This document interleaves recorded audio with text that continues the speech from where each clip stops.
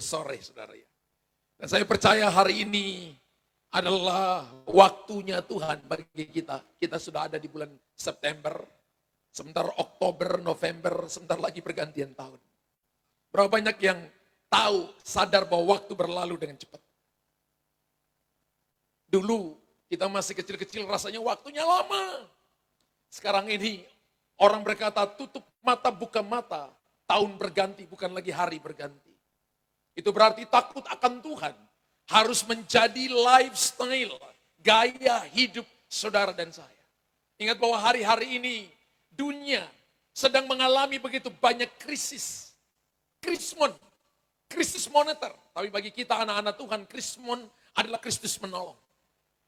Kalau dunia sedang mengalami resesi, anak-anak Tuhan mengalami resepsi. Kasih tahu kiri kanan. Kalau dunia sedang resesi, kamu resepsi. Kita akan resepsi. Kenapa? Bersama dengan Allah kita. Kita akan melakukan perkara-perkara besar, perkara-perkara ajaib, perkara-perkara mulia, perkara-perkara yang belum dilihat oleh dunia akan dinyatakan Tuhan bagi saudara dan saya. Katakan amin. Kalau kita perhatikan 1 Samuel pasal 10, ayat 1 sampai ayat yang ke-6 ketika Saul diurapi menjadi raja. Saul orang biasa. Dari bahu ke atas dia lebih tinggi dari orang-orang di sukunya. Dan dia katakan bahwa dia adalah seorang yang ganteng. Ya. Dia seorang yang tinggi perawakannya. Tapi dia juga adalah seorang penakut. Orang boleh ganteng, boleh cantik. Tapi belum tentu hatinya seganteng dan secantik itu. Amin. Mari kita baca saudara. Tapi ketika Tuhan menjamah orang itu, yang tadinya penakut jadi seorang pemberani. Yang tadinya tidak bisa apa-apa jadi bisa. Bahkan Alkitab berkata dia dipakai Tuhan dengan hebat. Tapi saudara, orang dipakai Tuhan dengan hebat. Ingat bahwa Tuhan juga berikan kepada kita free will. Ketika kita diurapi oleh Roh Kudus, ada kehendak bebas saudara. Kehendak bebas kita bisa mematikan rancangan Tuhan. Kehendak bebas kita bisa membuat Anda dan saya distraction. Dialihkan perhatian. Dan setan juga kesenang ketika Anda sungguh-sungguh dengan Tuhan. Ketika Anda baca Alkitab sungguh-sungguh, datang ibadah sungguh-sungguh, maka satu neraka akan serang saudara.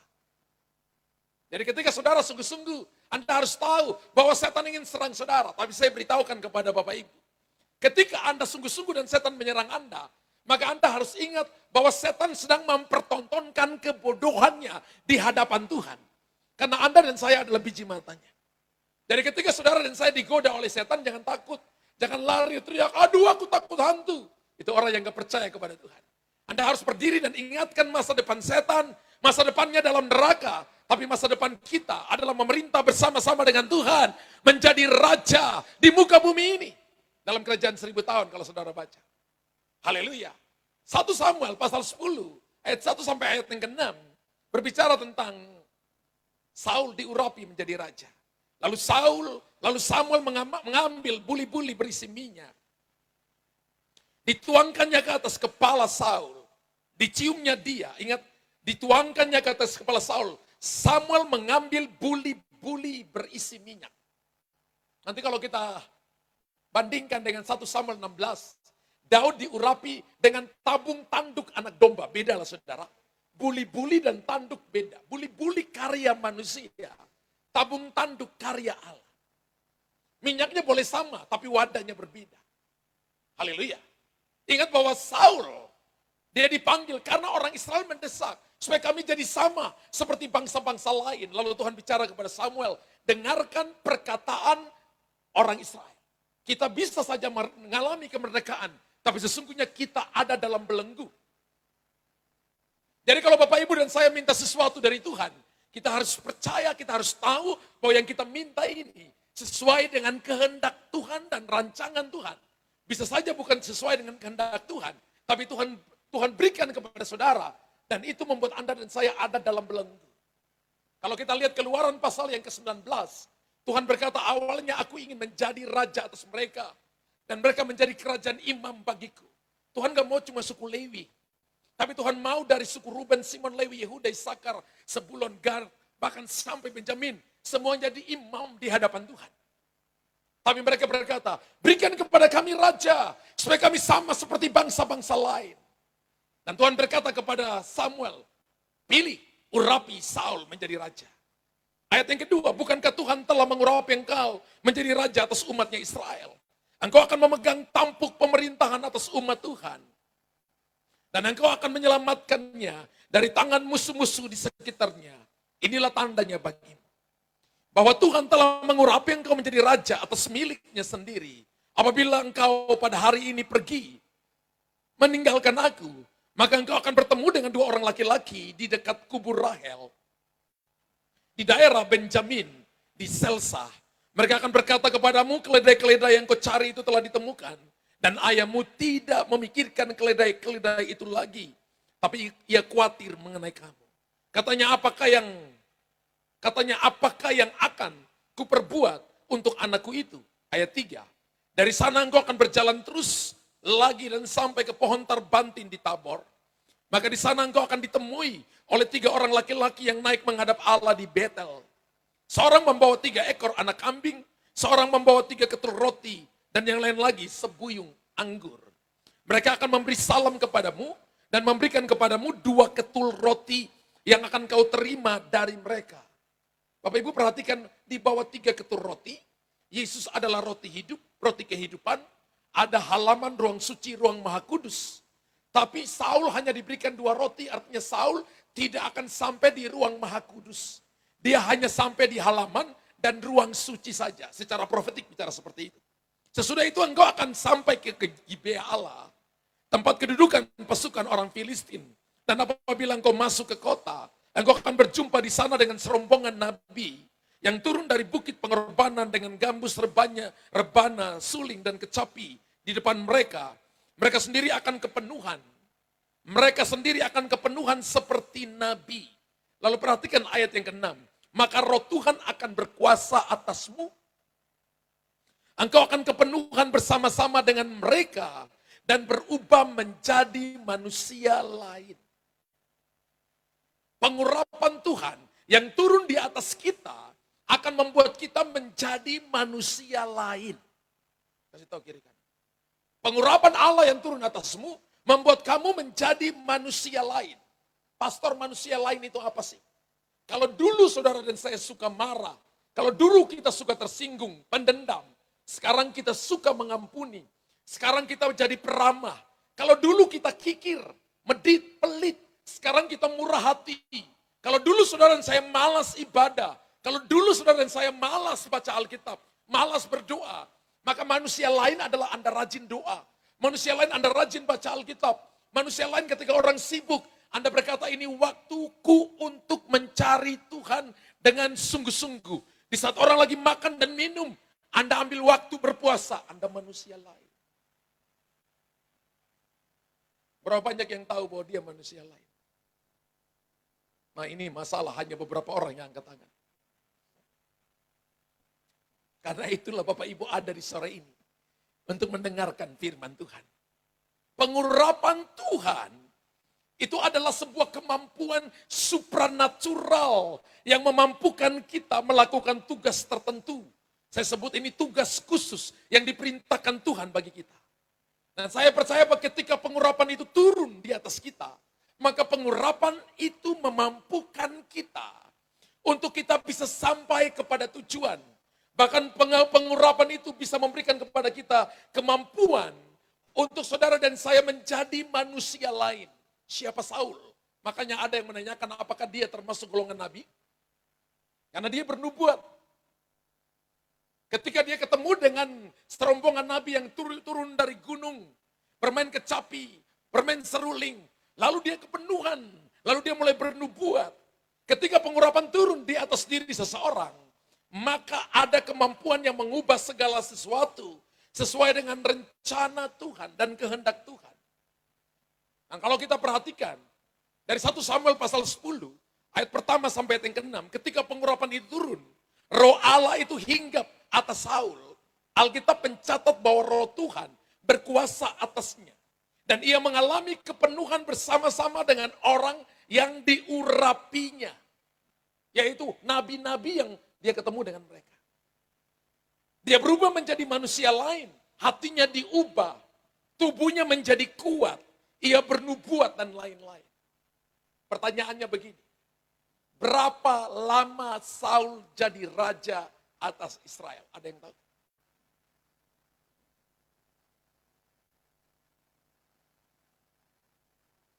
Yang tahu saya ajak dinner malam ini. Gak usah lah ajak dinner, istri saya lagi gak ada. Kalau itu cewek sendiri, kan gak bagus, gak etis.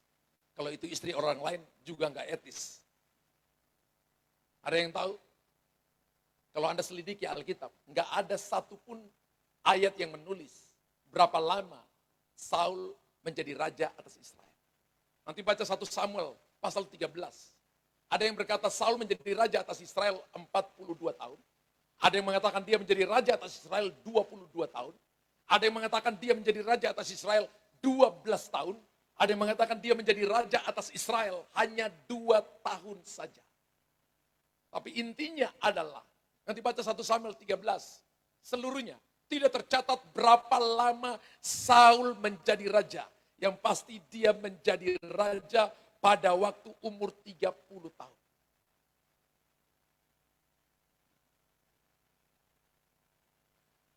Tapi kalau Bapak Ibu belajar tentang Daud, ketika minyak urapan turun dari 1 Samuel 16, urapan pribadi, the king anointed turun di atas Daud. Daud perlu berapa lama untuk dia menjadi raja atas suku Yehuda? 25 tahun. Wow. Berarti kurang lebih, kan Daud jadi raja ketika Saul sudah mati. Dia harus menunggu 25 tahun. Tapi kita nggak perdebatkan tentang umur. Kita nggak perdebatkan tentang umur, Alkitab juga tidak menulis. Alkitab menulis dengan jelas berapa tahun Daud memerintah. Ya, 7,5 tahun di Yehuda. Dan 30 tahun dia memerintah atas seluruh Israel. Berarti Daud memerintah atas orang Israel 40,5 tahun. Wow. Perubahan-perubahan yang terjadi ketika pengurapan Allah turun di atas Saul. Dia menjadi orang yang kuat. Dia bisa bernubuat. Bahkan dia bisa mengalahkan peperangan-peperangan yang bagi orang Israel tidak mungkin. Tapi dia bisa memenangkan peperangan itu. Andai kata Saul memerintah Israel 40 tahun. Lama, saudara. Lama. Berarti 1 Samuel 10 sampai 1 Samuel 16, 6 pasal ini itu menceritakan tentang bagaimana penyertaan dan perlindungan kesalahan yang dilakukan oleh Saul selama 40 tahun. Wow. Dan saudara dan saya, kita belum mengetahui persis apa yang akan Tuhan lakukan kemudian kepada kita. Tapi begini, belajar mempercayai bahwa pengurapan yang ada pada kita akan memimpin kita kepada seluruh kebenaran. Katakan amin. Ketika Bapak Ibu dengar firman, Injil Kerajaan yang datang bagi kita di masa-masa sulit sekalipun, hasilnya Bapak Ibu akan melihat bahwa pengurapan Allah akan menolong kita lebih daripada pengetahuan kita. Amin. Kita akan masuk di masa-masa sulit yang akan datang. Kita akan masuk di musim-musim yang gak mudah. Kita akan masuk di dalam tingkatan stres yang tinggi. Kita akan masuk di tingkatan di mana orang akan takut, bahkan takut sampai mati. Makanya dikatakan fobia. Fobia itu saudara, itu roh ketakutan. Jadi orang akan mati bukan karena kanker, bukan karena jantung. Orang akan mati karena ketakutan. Kenapa? Karena pressing stress. Dan kalau Bapak Ibu merasa seperti ini, rasa secara pribadi, jangan lihat secara pribadi, tapi lihat secara atmosfer bahwa setan sedang bekerja dengan cara yang gigih untuk membuat orang percaya untuk keluar dari rencana Tuhan. Tapi tahukah saudara, semakin bertambah kedurhakaan, maka kasih akan Allah semakin melimpah-limpah. Itu firman-Nya. Di mana kejahatan bertambah-tambah, di situ kasih karunia semakin melimpah-limpah. Di mana saudara dan saya melihat kejahatan semakin bertumbuh. Di mana kita melihat bahwa tidak mungkin ada jalan. Ingat Tuhan kita adalah jalan. Ketika saudara dan saya berkata tidak mungkin, maka akan terjadi seperti apa yang Anda katakan. Tapi ketika Anda berkata mungkin, Maka yang tidak mungkin akan diubahkan oleh Tuhan. Ketika Anda mengalami yang namanya masa-masa kesukaran, kegagalan, maka ketika Anda gagal, Mazmur 73 berkata begini, bahwa kita akan melihat bahwa tangan Tuhan akan memegang kita. Anda mau rasa tangan Tuhan menggenggam kita? Ketika Anda gagal, 7 kali orang benar jatuh. Namun tangan Tuhan menopang dia. Kalau Anda ingin melihat tangan Tuhan mendopang saudara, menjaga, melindungi saudara. Ketika saudara dan saya mengalami kegagalan, mengalami depresi, dan Anda percaya Tuhan ada di tengah-tengah saudara. Maka saat itu Anda membiarkan tangan Tuhan menggenggam Anda. 7 kali orang benar jatuh, artinya orang benar bisa bangkrut. Orang benar bisa kalah. Orang benar bisa mengalami ditipu uang. Orang benar bisa mengalami keadaan-keadaan sulit. Seperti Ayub mengalami keadaan sulit. Ayub bangkrut itu 7 tahun. Ayub 1 sampai ayat 47 itu rentan waktu kurang lebih 7 tahun. Habis, bis. Orang yang paling dekat dengan dia, 3 sahabat yang paling dekat dengan dia, datang dan berkata, karena kamu berdosa sih, karena kamu begini sih, karena kamu begini, karena kamu begini. Orang yang paling lebih dekat dengan dia, istrinya datang dan berkata, kutuki Allahmu dan matilah. Ketika Bapak Ibu ada dalam sebuah situasi tekanan yang sulit, saya mau ingatkan suami, istri, Anda harus menjadi penopang, pendukung setia. Tapi yang paling hebat ada satu pribadi yang menjaga Anda ketika Anda sukses, ketika Anda gagal. Ketika Anda belum lihat pintu terbuka, ketika Anda lihat pintu terbuka, tetap mendampingi Anda. Namanya adalah Raja di atas segala raja. Nama di atas segala nama. Tuhan di atas segala Tuhan. Dia adalah Yesus Kristus Tuhan yang mendampingi, yang menjaga, yang memelihara hidupmu. Saya tidak akan menyembah Tuhan yang hanya menyertai kita ketika kita sukses saja. Tapi ketika kita gagal, dia pergi meninggalkan kita. Saya tidak akan menyembah Tuhan seperti itu. Tapi saudara dan saya sedang menyembah Allah yang Immanuel, yang menyertai saudara dalam keadaan situasi apa saja. Dia ada dan mendampingi saudara. Bapak Ibu tahu pengurapan Allah menjaga kita di tengah-tengah masa sulit. Ketika hari ini Anda dalam problem, Anda dalam masalah, datang kepada dia. Terima pengurapan. Pengurapan adalah kemampuan supranatural yang diberikan Tuhan kepada kita. Sehingga Anda boleh pakai itu untuk memutuskan perkara-perkara sulit, masalah-masalah sulit. Kalau zaman perjanjian lama Tuhan hanya urapi 1-2 orang. Zaman perjanjian baru sekarang ini, all nation, all people, diurapi oleh Tuhan. Kita harus datang dengan respon yang benar, dengan hati yang benar di hadapan Tuhan.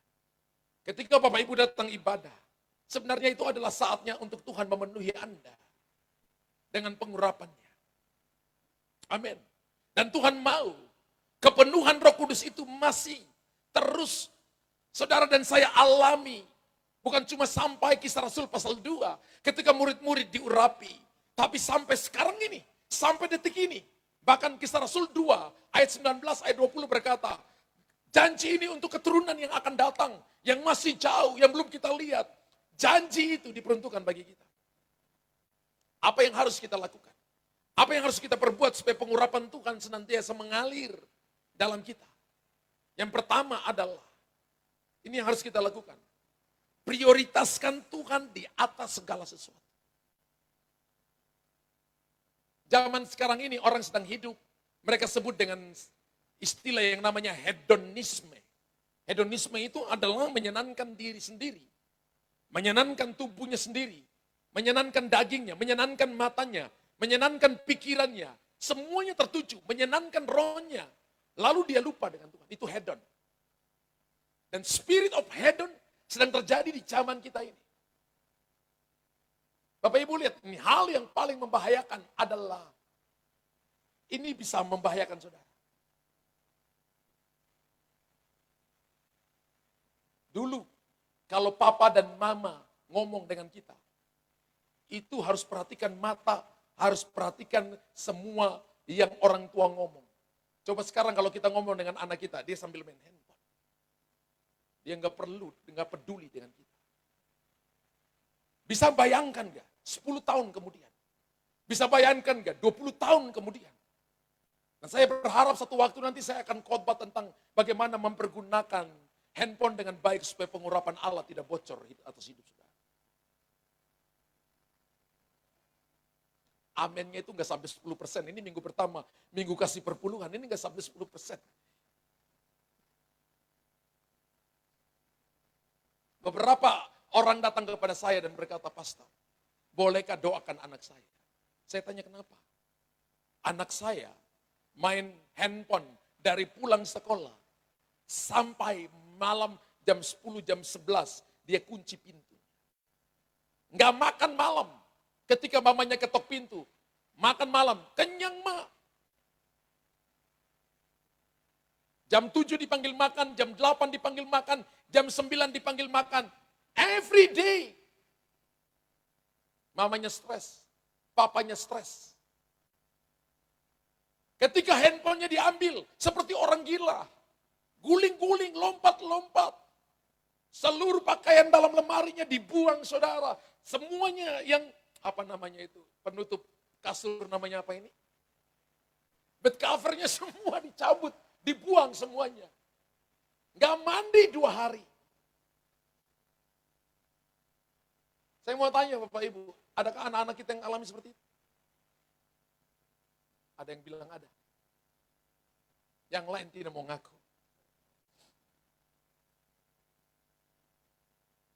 Saya ngomong kepada kakak Kris dengan anak saya, Charity. Kalau kalian punya anak, handphonenya dikasih ketika anakmu sudah 9 atau 10 tahun. Saya tanya, dulu papa kasih kamu main handphone, umur berapa? Mungkin 9 tahun. Masih handphonemu dibanting? Masih pak, handphonenya dibanting. Mamanya lapor ke saya. Kris dari pulang sekolah, main handphone sampai sekarang belum makan. Saya panggil supir, tadi kakak Kris, dia ajak kamu makan di McD atau kemana? Tidak pak. Loh katanya bilang kenyang. Terus saya panggil. Kenapa mama panggil? Belum makan. Dia diem. Saya tanya, mana handphone? Gara-gara ini mama marah kamu. Dia diem. Kalau ini membuat kamu nanti masuk neraka. Di depan matanya saya banting handphonenya. Hancur. Papa tidak beli kamu handphone 1 tahun. Mukanya berubah, nggak bisa marah. Mukanya berubah, nangis. Papa kasih kamu nangis hanya 20-25 menit. Itu pun sudah terlalu panjang bagi papa. Harusnya air mata kamu itu disimpan untuk teman-temanmu di sekolah yang belum kenal Tuhan. Mengenal juru selamat. Dia nangis, tapi diam-diam. 1 jam kemudian saya panggil. Lihat wajahnya, sudah nggak nangis. 1 tahun. Tidak dikasih handphone.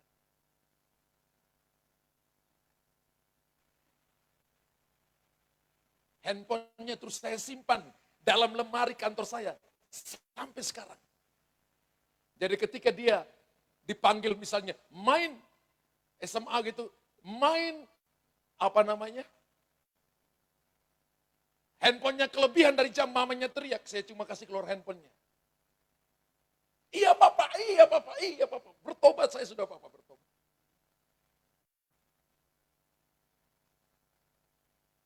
Ada kalanya anak-anak, kita harus semi otoriter. Di zaman now ini. Kalau kita manjain terus, kasihan masa depan mereka. Alkitab berkata, kitab Amsal, rotan dikasih di pantat, supaya menyelamatkan masa depan mereka, tidak mempermalukan Tuhan. Kalau pukul anak kita, jangan tempeleng di pipi kiri, pipi kanan. Jangan cubit di telinga kiri, telinga kanan. Jangan pukul di telapak tangan, di tangan. Jangan pukul di betis. Pukullah di tempat yang sudah Tuhan desain kelebihan lemaknya, yaitu pantatnya. Bisa tanya anak-anak saya, pernahkah saya tempeleng mereka? Di mana tempat pukul? Pantat.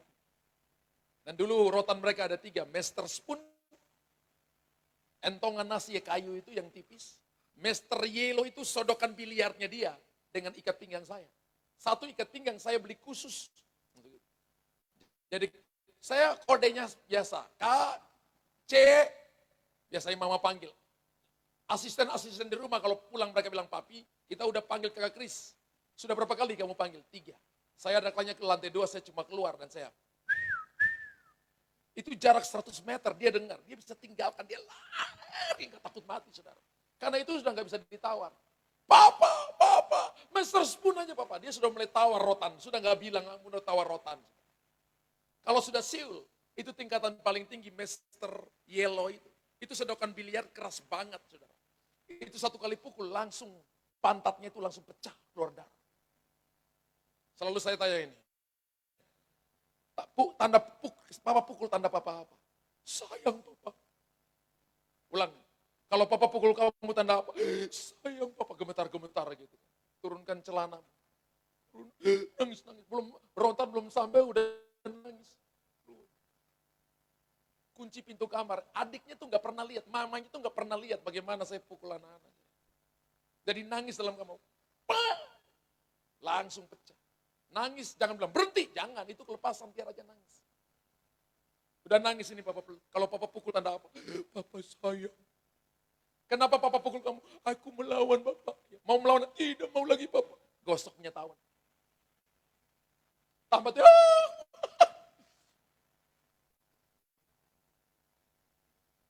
atau kalau di rumah, tapi kalau di mall, nggak boleh makan es krim ya. Nggak boleh makan coklat. Oke, kalau nggak kita nggak pergi. Iya papa, nggak boleh. Tapi waktu lihat es krim, mau, guling-guling.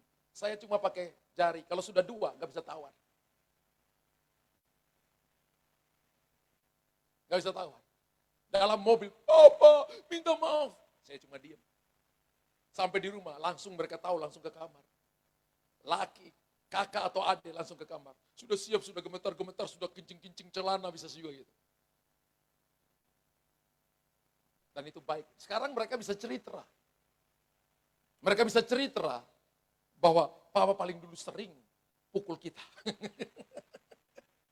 Waktu SD, tapi SMP, saya panggil mereka dan saya katakan, ini rotan papa buang di tempat sampah. Papa patahin, papa buang tempat sampah.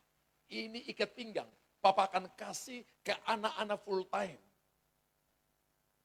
Papa nggak mau lihat ikat pinggang yang pukul kalian lagi. Sekarang kalau ada masalah kita ngomong hati ke hati. Dari SMP. Kenapa Bapak Ibu lihat saya seperti itu?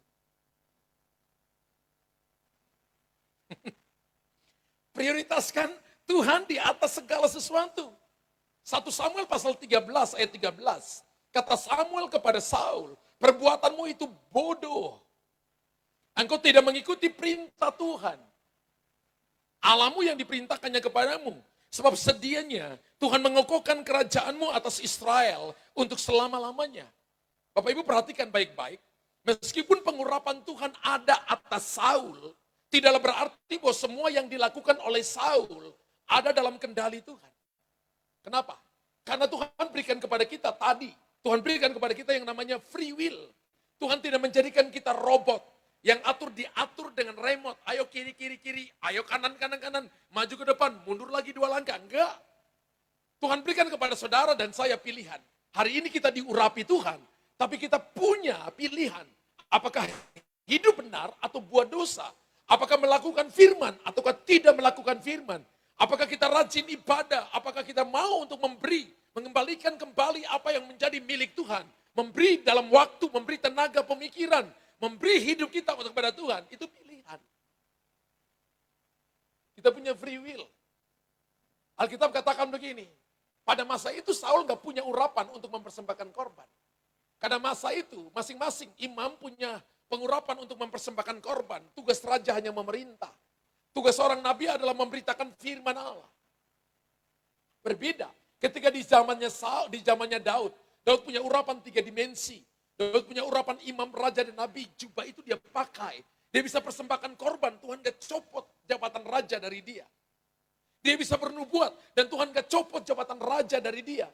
40,5 tahun. Daud menulis kitab Mazmur. 100 pasal Daud tulis. 1 Samuel pasal yang ke-13, 1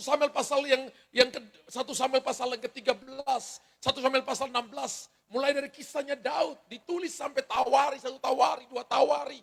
Ditulis menceritakan tentang kehidupan orang yang berkenan di hadapan Tuhan. Dan Daud mempersembahkan korban kepada Tuhan, membakar ukupan di hadapan Tuhan.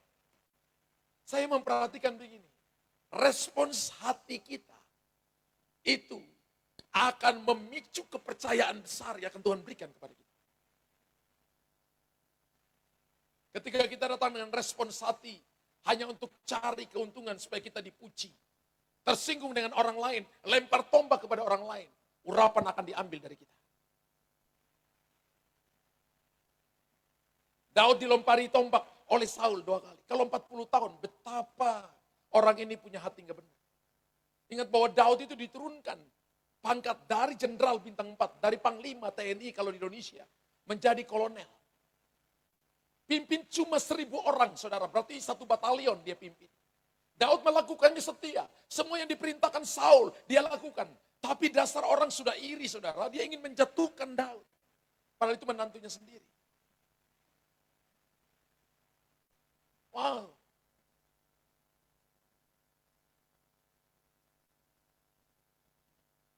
Satu Samuel pasal 13 ayat 13.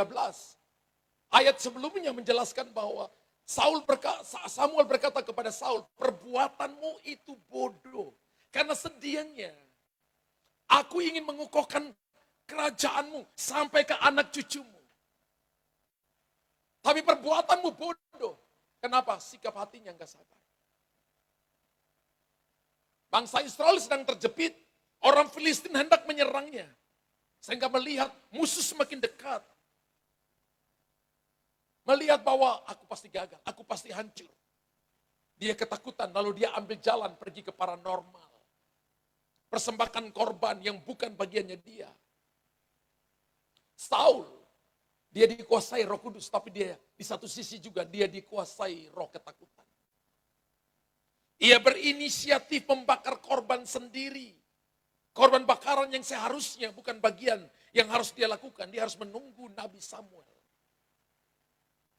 Dan Saul melakukan ini karena ia hanya melihat keadaan. Kenyataan bahwa musuh sudah sedemikian mendesak.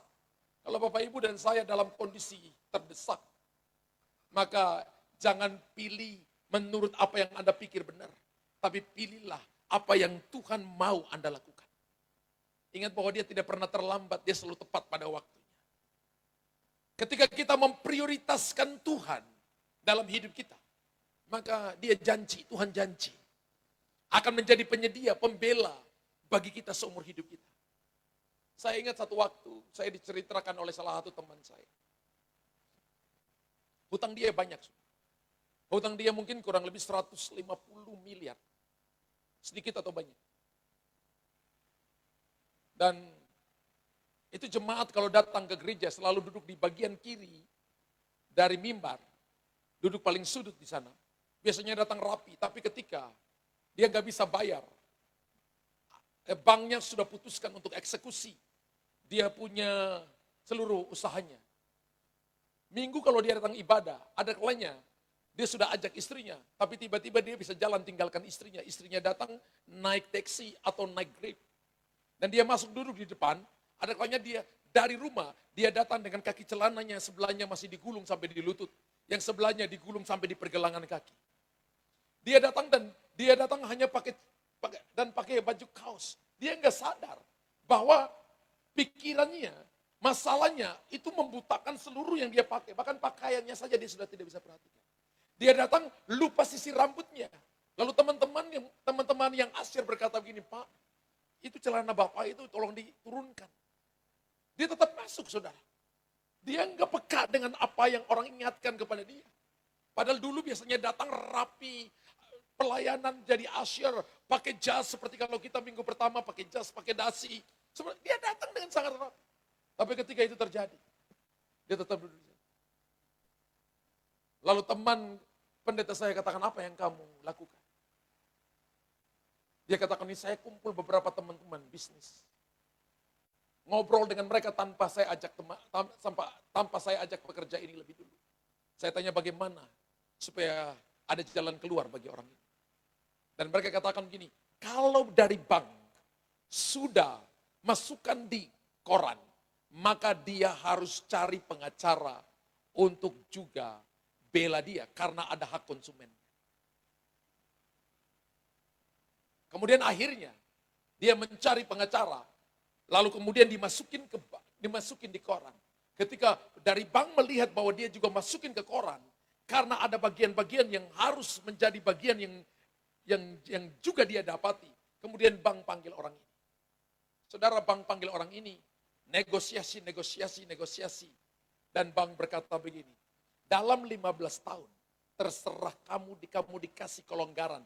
Kamu mau bayar berapapun kami akan terima. Bapak Ibu bisa bayangkan nggak? Utang 150 miliar. Tiba-tiba 15 tahun disuruh bayar berapapun kami bank akan terima. Artinya dia kasih 500 ribu pun setiap bulan bank akan terima. Dia punya nafas untuk bekerja. Dia punya kesempatan untuk kerja. Sesuatu yang dia tidak pikirkan sama sekali. Lalu saya tanya apa yang terjadi dengan dia? Hari ini Pak, melayani sungguh-sungguh. Ketika dia melayani sungguh-sungguh, dulu ketika dia alami itu, semua tertutup. Dia jual cabai rawit. Karena makan pun sulit. Hari ini, Tuhan mulai pulihkan bisnisnya. Sehingga dia mulai kembalikan semua hutang-hutangnya dengan baik. Bank hanya suruh untuk dia semampu yang dia. Sekarang dia bisa kembalikan semua. Mulai nyicil. Orang banknya berkata, Pak, terserah Bapak. 500 ribu pun kami terima, 50 ribu pun kami terima, 100 ribu pun kami terima. Kalau bukan Tuhan gak mungkin.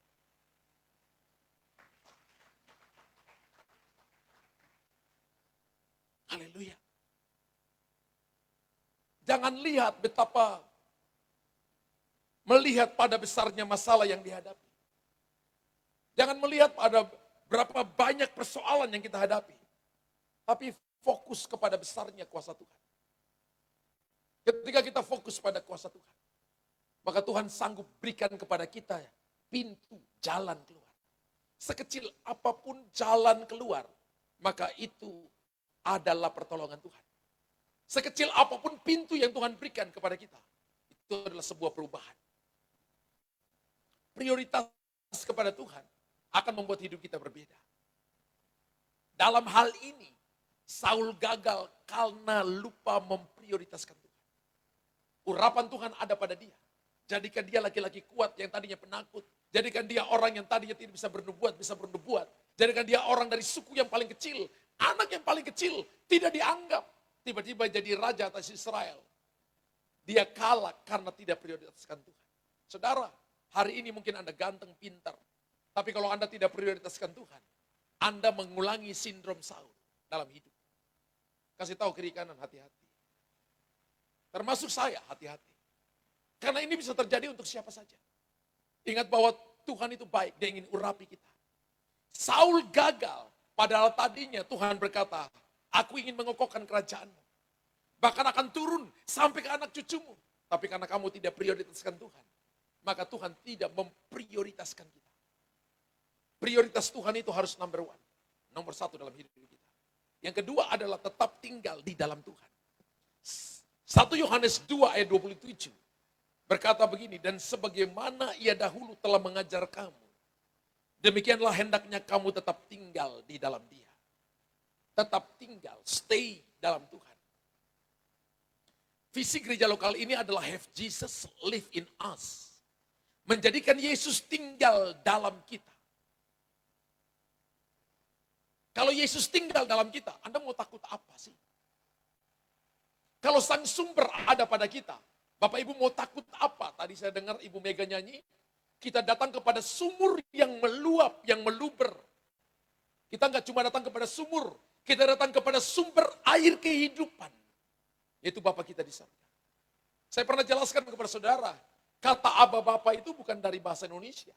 Kata Aba dan kata Bapa itu dari bahasa Mesopotamia, Suria dan Mesir. Jadi kalau kita panggil Aba, panggil Bapa, bukan bahasa Indonesia. Benar? Bahasa Aram Mesopotamia, Suria dan Mesir. Sedangkan kata Bapa dari bahasa Ibrani dipakai huruf A dan B, bacanya Ab. Terjemahan bahasa Inggris, resource. Doa Bapa kami dari Matius pasal yang ke-6, Bapa kami yang ada di sorga, dikuduskan namamu. Kalau diganti kata Bapa dengan sumber, maka bunyinya, sumber kami yang ada di sorga. Dikuduskanlah namamu. Have Jesus live in us. Artinya, sang sumber tinggal dalam saudara. Berarti bagian saya dan Anda adalah kita menjadi aliran kuasanya. Wow, kalau kita jadi aliran kuasanya, aliran berkatnya, aliran pemulihan, aliran dari pengurapannya, saya percaya kita pasti akan berbuah pada musim. Amin. Firman Allah berkata, ditanam pada sumber. Ketika kita ditanam pada sumber, dalam sumber, maka akan berbuah pada musim. Daunnya tidak layu, apa saja yang diperbuatnya berhasil. Pengurapan Tuhan yang turun atas kita, punya cara dan proses kerjanya sendiri. Oleh karena itu biarkan Tuhan yang melakukan. Satu waktu, saya khotbah di satu tempat, lalu tiba-tiba Roh Kudus kasih ingat saya, ada orang di sini yang punya problem dengan syaraf L4 dan L5 yang kejepit. Bahkan dia mengambil keputusan dalam minggu ini untuk dia akan dioperasi. Saya lagi khotbah, tiba-tiba saya dengar Roh Kudus bicara kepada saya. Dan saya katakan begini, ada seorang di sini yang ambil keputusan minggu ini untuk operasi syaraf L4 atau L5. Saya lihat ada seorang bapak dari belakang, dia angkat tangan dan dia maju ke depan. Jalan pun sulit. Dan dia katakan begini, saya di belakang, saya pakai ikat pinggang Pak, karena kalau saya duduk lama, sakit. Dan harus operasi.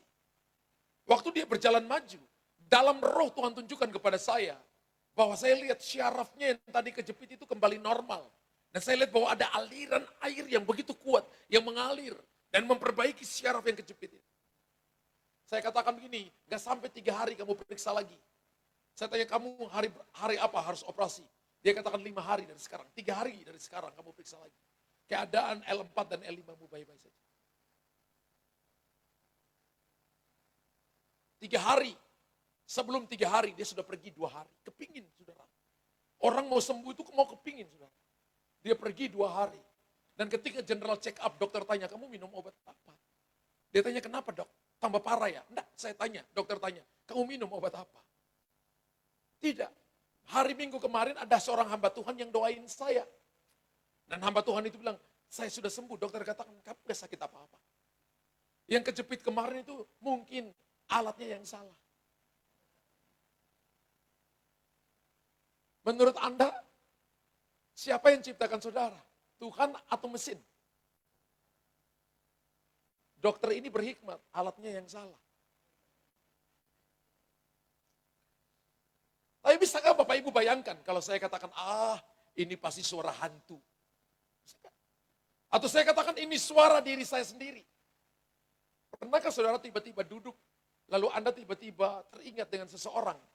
Lalu Tuhan berkata kepada dia, ayo telepon dia, doain dia. Pernahkah Anda pernah duduk sendiri, Anda sedang kerja. Lalu Tuhan berkata begini, kamu lihat itu orang, dia butuh sentuhan kamu untuk kamu beli dia 1 gelas minuman. Tapi kamu katakan, nanti aja. Padahal dengan 1 gelas minuman itu, Anda sudah disediakan berkat yang more than enough. Ada kalanya Tuhan tes hati kita, karena prinsip Tuhan harus jalan.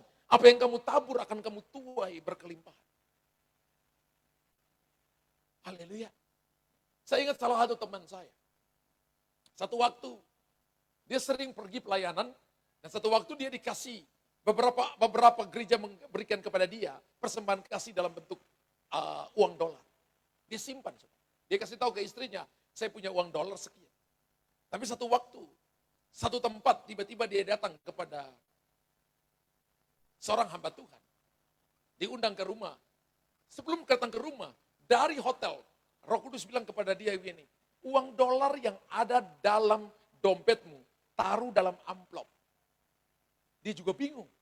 Lalu dia mulai ambil uang dolar itu, dia hitung, kurang lebih mungkin ada $1.000. Dia isi dalam amplop, dia nggak tahu untuk ngapain ini. Dia pikir ya mungkin supaya kalau dalam dompet mungkin bisa kelipat, tapi kalau dalam amplop taruh di dalam tas kan mungkin aman.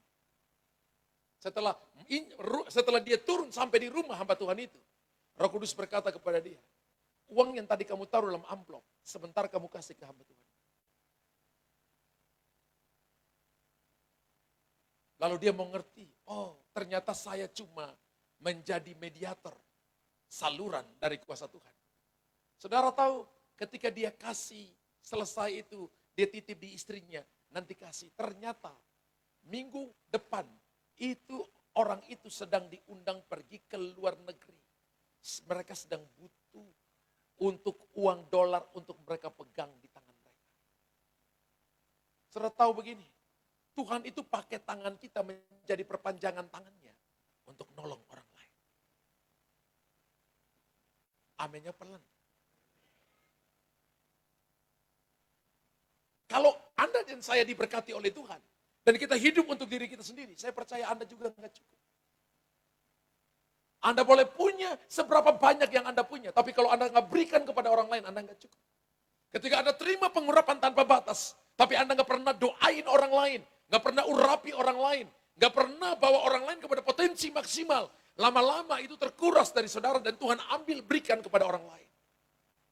Kita nggak bisa dipercaya. Jadi sebenarnya hidup ini adalah tentang bagaimana terima, lalu kita memberi kepada orang lain. Tinggal dalam Tuhan, akarnya masuk ke dalam.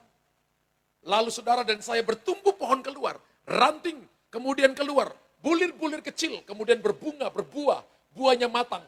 Pohon tidak pernah makan buahnya. Kasih tahu kiri kanan, pohon tidak pernah makan buahnya. Dan kenyataan yang ada adalah banyak pohon di sini makan buahnya. Jujur. Tapi kalau saudara dan saya hidup untuk menyenangkan Tuhan, buah dimakan oleh orang lain. Dan ketika saudara dan saya berbuah, pohon mangga tidak, batang mangga tidak makan buah mangganya. Tapi dinikmati oleh banyak orang. Ketika hidup kita adalah untuk menjadi berkat bagi banyak orang, tinggal dalam Tuhan, Bapak Ibu tidak akan kekeringan. Bapak Ibu akan mengalami more than enough. Perhatikan Elia, dia mengalami masa kekeringan, dia yang bernubuat, dia yang lapar. Dan Tuhan suruh dia pergi ke janda Sarfat. Kenapa pergi ke janda Sarfat? Padahal itu adalah kampung di mana Ratu Isabel berasal. Tuhan suruh dia sembunyi di situ, diberikan makan dan minum oleh janda Sarfat. Selama 3,5 tahun dia dipelihara di sana oleh Tuhan.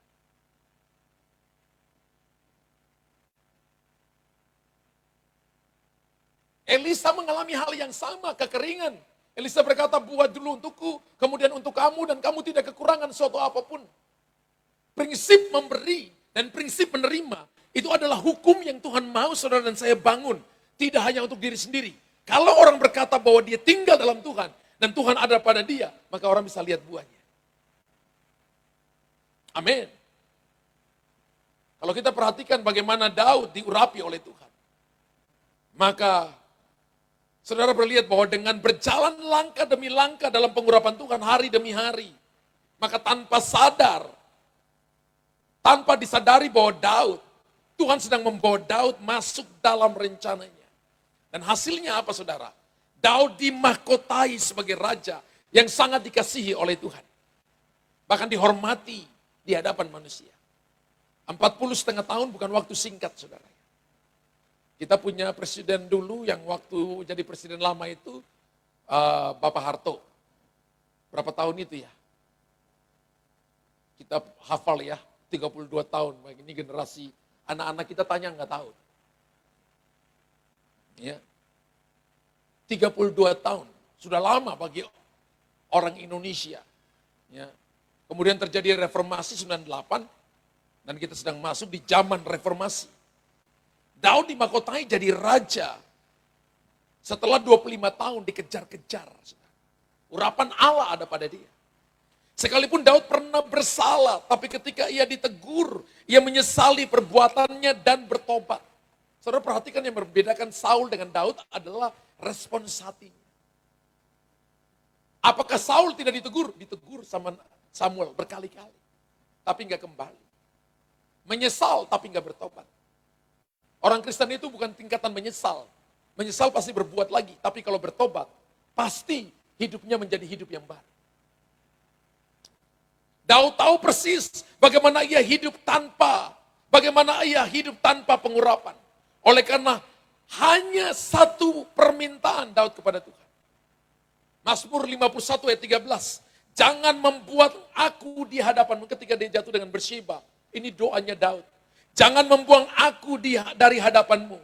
Dan jangan mengambil rohmu yang kudus daripadaku.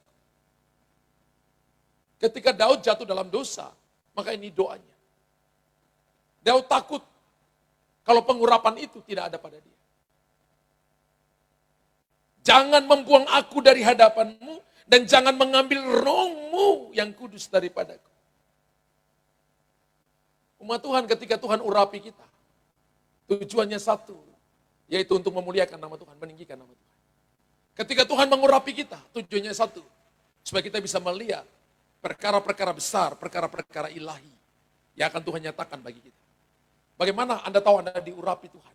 Ketika pekerjaanmu alami masalah, tapi Anda tetap damai dan sukacita. Ketika Anda diberkati, Anda tetap tahu bahwa apa yang Anda terima itu bukan hanya untuk dirimu, tapi itu untuk extending the kingdom, memperluas kerajaan Allah.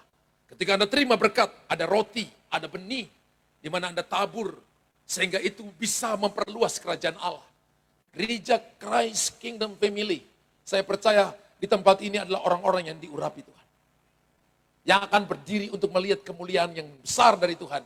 Dan nama Tuhan ditinggikan, dimuliakan. Tepuk tangan bagi Allah kita yang hebat. Puji Tuhan. Bangkit berdiri Bapak Ibu. Bangkit berdiri.